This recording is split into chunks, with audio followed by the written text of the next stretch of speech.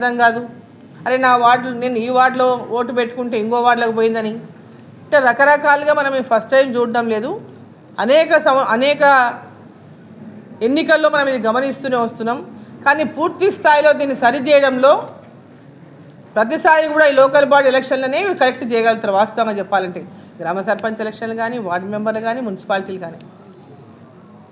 అంటే ఇప్పుడే కనుక వాటిని సరి చేయలేకపోతే సరి చేయడం కూడా చాలా ఇబ్బందిగా మారుతుంది. కాబట్టి దీని మీద ప్రత్యేకమైనటువంటి దృష్టిని పెట్టి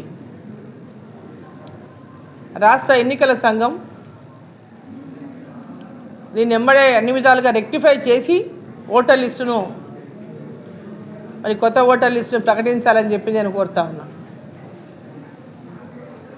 అధికారులు కూడా, జిల్లా అధికారులు కూడా దీనిపైన ప్రత్యేక దృష్టి సారించి ఎక్కడ కూడా ఎలాంటి ఫిర్యాదులు వచ్చినా ఆ ఫిర్యాదుల పట్ల వెంబడే స్పందించి వాటిని అన్నిటి కూడా సరిచేసేటటువంటి విధంగా అధికారులు కూడా పూర్తి తమ యొక్క సమయాన్ని కేటాయించి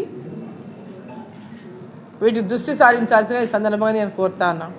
కానీ ఇమ్మీడియట్గా ఈ డ్రాఫ్ట్ ఓటర్ లిస్ట్ ఏదైతే వచ్చిందో తప్పకుండా విత్ ఫొటోస్ ఇస్తేనే దీన్ని ఈ యొక్క వచ్చినటువంటి ఫిర్యాదులను కానీ తీసుకునే ఫిర్యాదుల పైన కానీ స్పందించడానికి వీలుంటుంది, సమస్యను పరిష్కారం చేయడానికి వీలుంటుంది. కాబట్టి స్టేట్ ఎలక్షన్ కమిషన్ దీనిపైన కూడా వెంబడే దృష్టి సారించి ఫొటోస్తో సహా ఆ లిస్టును మరి విడుదల చేయాల్సిందిగా నేను కోరుతాను.